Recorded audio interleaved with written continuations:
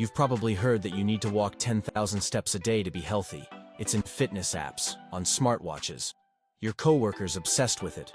But what if I told you that number didn't come from science? It actually started as a marketing gimmick. Yep, let's talk about it. For years, people have treated the 10,000 step goal like a golden rule. Walk less than that? You feel lazy? Hit 10K? You feel like you deserve a gold medal. It's this magic number that's supposed to lead to better health, longer life, weight loss, better sleep. Like, everything good happens if you just walk enough. But where did that number actually come from? Why 10,000? Why not 9,000 or 12,000? Let's rewind, because this one's wild. Here's what's actually true. The idea of walking 10,000 steps a day didn't come from science. It came from a marketing campaign in Japan, way back in the 1960s. There was a company selling a new kind of pedometer called the MindPeel K. That literally translates to 10,000 step meter. Why 10,000? Because the Japanese character for 10,000 kind of looked like a person walking. It was clever branding, catchy, easy to remember, and it worked. People loved it. The number stuck. Decades later, when Fitbits and Apple Watches came out, they needed a default goal, and boom, 10,000 was already the number. Alright, so it's good marketing. But is it actually bad science? Let's break this down with a few facts. Fact number 1. The health benefits start way below 10,000. You don't need 10,000 steps a day to be healthy. In fact, a Harvard study in 2019 looked at over 16,000 older women and found that just 4,400 steps per day was linked to significantly lower mortality rates. The benefits kept increasing up to around 7,500 steps. But after that, they plateaued. More steps didn't necessarily mean more health. So yeah, getting 10,000 steps won't hurt you. But if you're only hitting 5 or 6K, you're already doing your body a big favor. Fact number 2. The number is arbitrary.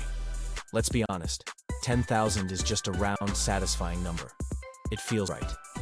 But scientifically, there's nothing magical about it. It's like saying everyone should eat exactly 2,000 calories a day, or drink 8 glasses of water, no more, no less. Our bodies aren't copy-paste templates. Your ideal daily movement might be 6,000 brisk steps.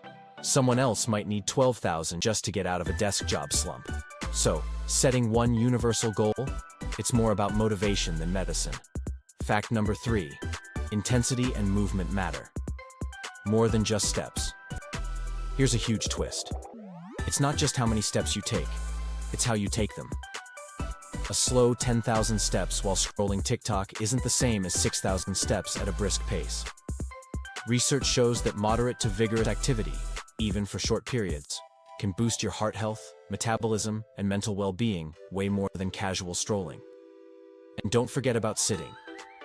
Even if you walk 10,000 steps in the morning, but then sit for the next 8 hours straight, that's not great. So the real takeaway? Break up long periods of sitting. Move regularly. Intensity greater than total. Fact number 4. The fitness industry profits from simplicity. Look, no shade, but companies love simple, trackable goals. It's way easier to sell a watch or an app that helps you hit 10,000 steps than one that says, aim for 6,000 to 9,000 depending on your body composition, daily habits, and rate of exertion. Simple sells, round numbers are addicting. Gamified goals, they keep you coming back. But we've kind of been trained to think anything under 10K equals failure, which is ridiculous. Some movement is always better than none. And comparing your steps to someone else's, especially without context, is kind of like comparing how many hours someone studies versus how well they actually learn. It's not just quantity, it's quality. So let's recap. The 10,000 step rule started as a marketing hook, became a cultural habit, but it's not some holy number written in the scrolls of fitness science. The real truth? Consistent movement. Breaking up your sitting time, choosing quality over quantity, that's what drives long-term health. So if you've ever looked at your watch and thought, ugh, I only got 6,000 steps today, don't sweat it. You're still doing way